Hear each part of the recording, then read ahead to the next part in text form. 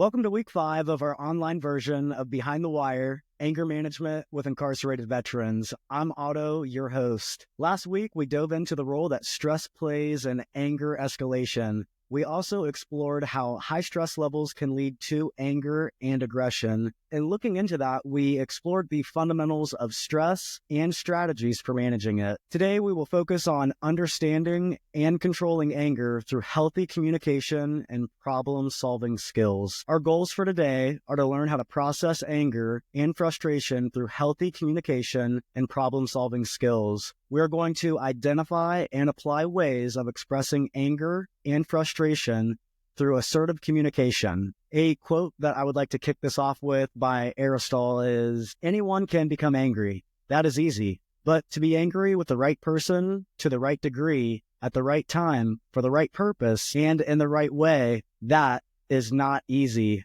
I read this as a very truthful riddle, and it's got me ready to train today. What about you? When you are overcome with anger, you may think that it's impossible to have self-control.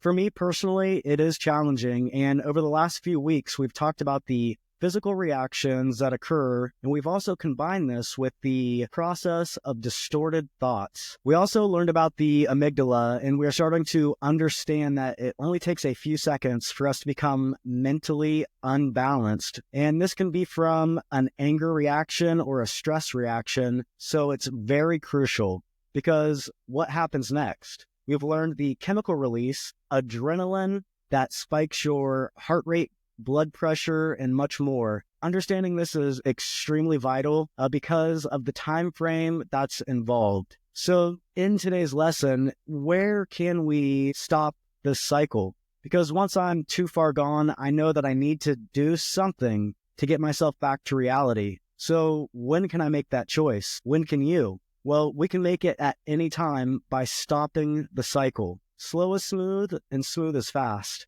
I still know what it feels like when I start to get angry. When I start to even feel a little bit like that, hopefully I catch it so that I can call for a time out and pause and remind myself how important it is for me to stay in control of myself, not the situation or the other person. The only thing that matters is controlling myself. Have you ever had an emotionally charged discussion with someone close to you? This means that you both felt strongly about a topic and had opposing viewpoints. Maybe the conversation could be politics, the best football team, or your personal religious views. Either way, you both have opposing views regarding something that you are both passionate about. These conversations are absolutely great to have once you can learn how to have them. And now I'm learning how to look ahead to see how the conversation might unfold, because I know that sometimes I just need to stop talking, truly listen, and focus on what is being said to me to allow me to ask questions for clarity. Sometimes I can hear the opposite of what is being said to me, and I know that my communication can be received the same way at times. I might think that I am offering help or a good suggestion or a thought process to somebody, but I actually might be coming off as unhelpful depending on how they are interpreting what I am saying. Have you ever found yourself in this type of situation? Well, this week during my class at Madison Correctional, I had a quick trigger that went off that I was not expecting, but it was really cool to have this occurrence happen during the class. And it wasn't anything bad by any means. I had a participant say they wanted to share something with me later on in the class. And I was like, oh, well, is it something that you can say right now? Yeah, hey, no problem. I have a guy that is back here in the block, and he just recently got a letter from his lawyer, and his lawyer mentioned you. And I was like, what? I didn't know what to think by hearing that. A kind of cool thought, but then it was brought by something negative. So my initial response was it positive?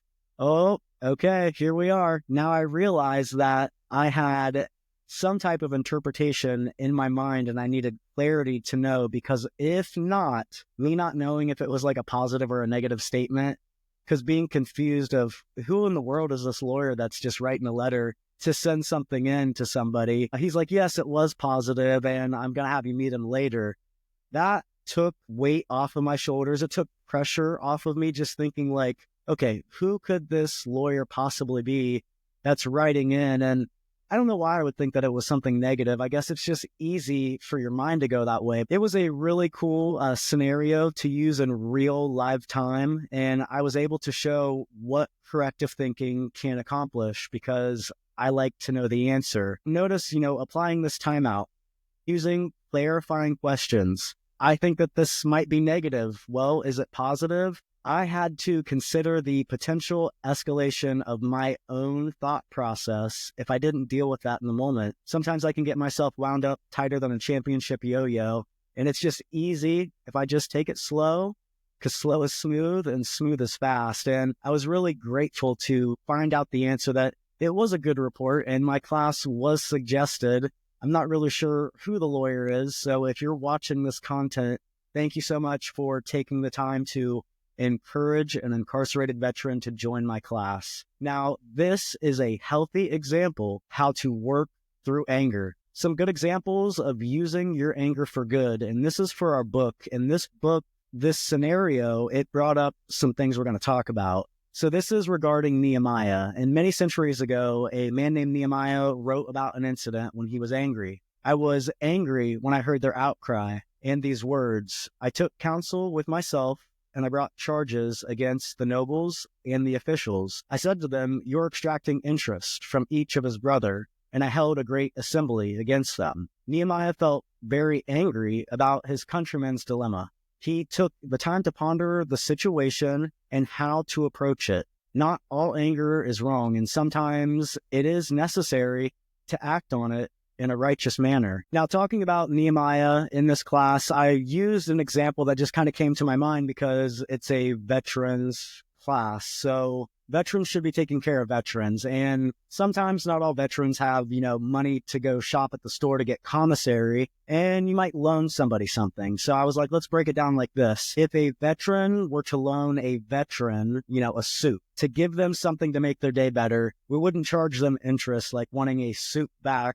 We would just get the suit back from them. However, if it was a regular resident, then you could charge them interest or a double suit back. If that was the veteran law, and I found out that there was somebody charging a veteran to veteran interest, then that would be time for me to step up to clarify and fix that situation. And I had a gentleman that's in my class that's been incarcerated for more than 20 years. And he said, that really reminds me. He said, more than 10 years ago, we had to pay $2 for electric while we were incarcerated in prison. And if you don't have a state job, if you don't have anybody putting money on your books, like how are you going to be able to afford anything at all, let alone a bar of soap? And he said a collective group got together and wrote petitions, and now there's not anybody that has to pay for electric in there. And it was really cool because I used it in that class in the following 3. And there were so many people that were incarcerated for, let's say, 5 years, and they were so unaware of what had been done. So it was really cool to show how even if you're incarcerated, if it's not something that you think is right, you still have the opportunity to go about it in the right way to make change and difference. Because everybody that was sitting in my class today that didn't have to go through that before, well, they didn't have to go through that because somebody went about it the right way. Just like starting this class, when I found out there were so many veterans that were incarcerated, I wanted to do something about it. And that's why we were on class 9 with close to 120 people that will go through our program by the end of this year. Let's explore the steps to handling anger. So how can we figure out when to stop the cycle? Initial awareness of hurt or anger. As soon as you realize that you're starting to get angry, maybe that you're feeling a little bit hurt or depressed, you need to take a time out to reflect. This will give you time to get your breathing in order. For me, if my breathing's not in order, I know that my thoughts are going to be distorted. This breathing and this timeout will give you time to identify the issue and decide whether you're distorting the truth about the event or person. You can evaluate it and say, do I have the right to be angry? is this valid or am I just taking it personal? Once you get through those, you can address the issue and the problem, expressing your feelings, and establish a plan of action to provide options for change. You can negotiate a resolution, a win-win. You can also forgive and forget. Forgiveness brings resolution and reconciliation. And I want to hit pause right there when we talk about this forgiveness thing. Forgiveness for me is a requirement. It's biblical. In this series that we've been going through, we have found that if we don't forgive, it's basically like letting the other person hold us hostage. I do believe in forgiving. I also believe in forgetting, but to a degree. And a few years ago, I lost a really good best friend, and lost as in friendship. I forgive him. I forget what happened in a sense. Now, when I was starting this ministry, I took out my 401k, and my friend said I should make an investment in his company and I would get X amount of dollars back within a certain amount of time. And it was really important for me to have this with starting the ministry and taking all of these risks. And after being friends for 7 years, I want to say, hanging out, never doing any business, but just really good friends. Of course, I trusted that, and it didn't go well. Long story short, I did have to get a lawyer involved, and I was able to get all of my money back.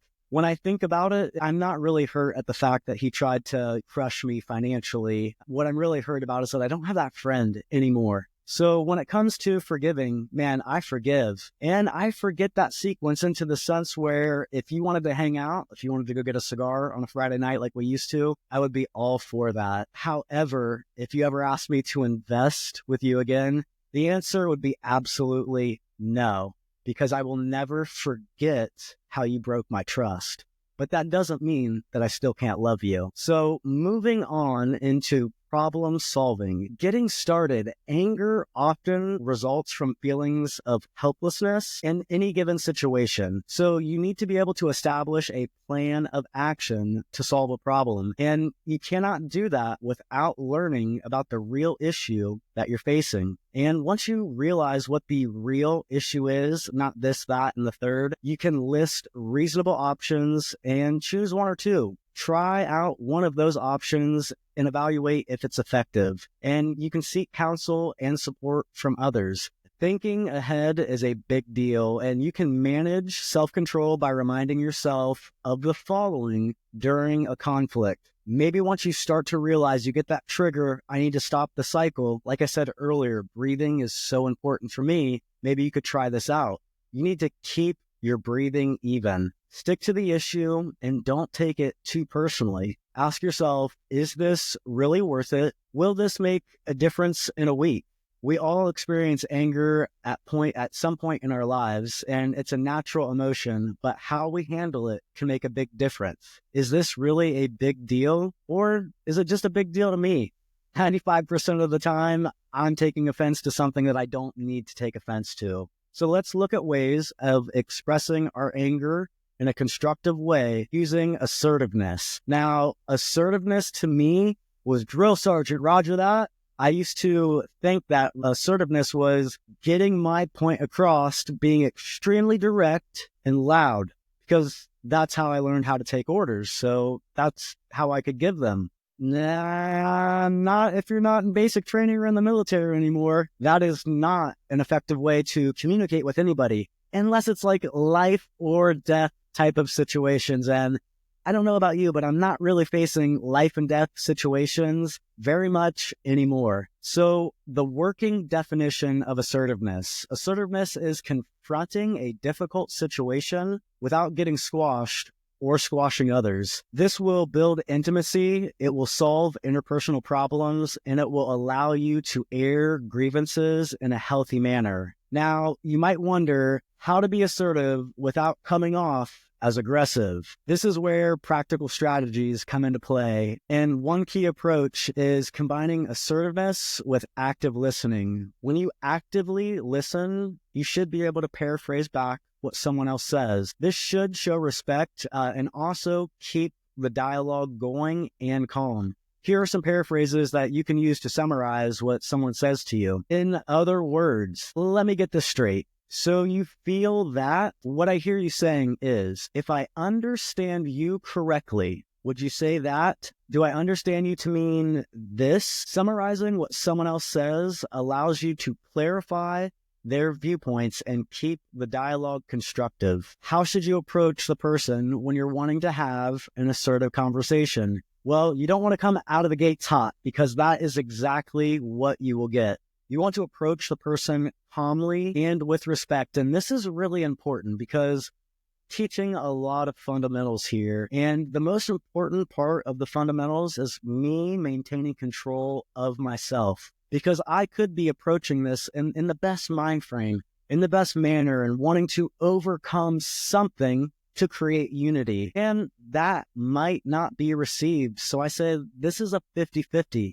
It's 50-50 on them. They could agree or not agree. They could be compassionate, or they could let all hell break loose. What I do know is that it's 100% on me to remain calm, cool, and collected, especially if I'm approaching this. If I don't get what I was looking for, that's okay. I can shake the dust from my feet and walk away, and so can you. So again, when you're going to approach this, approach the person calmly and with respect. State the problem clearly, expressing your feelings honestly. And with this, you can request change or ask for feedback. I know that there was a time that my wife had to tell me, you cannot talk to me like that. And I have to agree and understand that if I continued to speak the way that I would many years ago when I got upset, where it would go. And without her requesting that specific change, I don't know if I would have been able to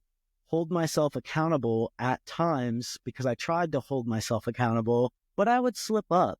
So I'm very thankful that she had the courage to confront me with my issues. So you have to listen to the other person's thoughts and opinions. And when I heard my wife's thoughts and opinions on some of the things that I would say, it broke my heart. So talk it out by paraphrasing and discussing the options. Now we're going to get into the fun stuff as we get ready to wrap this up. And dealing with me, no, I'm just kidding. It's dealing with difficult people. And I guarantee if you're watching this right now and you've known me for at least 10 years, you know that there is a difficult side of me. And if you've been following for at least the last 3, I hope that you have seen some change. So assertiveness also involves dealing with difficult people. Techniques like the broken record approach, where you calmly repeat your request, can be effective. Ignoring obnoxious behavior or providing a fogging type of comment can help de-escalate situations. Remember, anger can be communicated in acceptable and even loving ways. Expressing anger respectfully can help in resolving issues, meeting your needs, and building healthy relationships. So the broken record technique is a rehearsal, and rehearse this prior to saying it to the person, because you want to make sure that you don't have a tone and that you're not loud. So all I want is my money back. I just need my money back. Can you please give me my money back? Again, it's crucial to rehearse this prior to the situation in which you expect to encounter resistance, and to help you maintain composure and self-control. Once again, remember not to raise your voice. When someone is engaging in annoying behavior, ignoring or not reacting may be the best course of action. Ignoring may lower the probability that it will occur again. However, this technique must be applied very carefully, because the other party may become more obnoxious. Ignoring includes making no eye contact with the party and maintaining a neutral facial expression, attending to something else or the positive behaviors of the others in the room. As soon as the other party stops acting obnoxiously, then maybe you can attend to him or her. Fogging. I love this. I use this all the time. Super simple. It is a technique of confusing a provoking individual by appearing to lightheartedly agree with them. A fogging response helps you maintain control by not taking a comment too seriously. It also breaks the escalation cycle by sidestepping an aggressive counter response. Your thought process matters. I can't say that enough. Your thought process matters. And there was a question that is in our curriculum, and I want to bring it up to you. Have you ever said, why is life so hard? Why is it so difficult? Why do some people have it so easy? Maybe you really don't know how easy they have it, and you need to have, the courage to overcome obstacles that come your way in life. Because I want to tell you, I had friends growing up that were coddled, friends that grew up in wealthy households, friends that didn't have repercussions that could quit school. And I can tell you, not one of those friends is doing anything successful right now. And one of those friends that I used to say, man, it must be nice. Man, it must be nice. Why does he have it so easy? Why is my life so difficult? Why am I working 2 jobs in high school to have insurance and a cell phone, and your parents can buy you a brand new car? I used to look at that and I'd get jealous, and I would put myself in this thought process of, man, it must be nice. I wish that could be me. But I want to tell you, not having any of that or being coddled and being forced to make it happen has been one of the greatest things that I think has happened to me. And I'm glad that it happened at a younger age, that I had to figure it out and I didn't have the security net. So not having the security net has shown me what I'm capable of, that if I put my mind to it, I can do anything. So I say this because a lot of the people that I used to be jealous of what they had and thought that I didn't have, well, now one of them doesn't have a dad. He gets more than $1 million a year, and he spends it all on drugs and is broke by the end of the year. And I'm like, man, how did that happen? How heartbreaking. And in the same sense, I'm thinking, I used to crave your previous lifestyle, and now I see where that can take you. So with that being said, you have no idea what anybody else has gone through or challenges that they've overcome. So don't compare yourself to others by any means. It'll help keep it clear up here. Foundational insights for today. Anger may build inside of you when you feel invalidated, or when you feel like you are unable to impact decisions, when you are frustrated in meeting personal, family goals and needs. Your anger may be based on unrealistic expectations of someone else or even yourself, or maybe an unhealthy need to control people and events. Identifying the issue underlying your anger and motivation is necessary to determine your plan of action or how to process the anger effectively. Anger can be communicated in acceptable and even loving ways.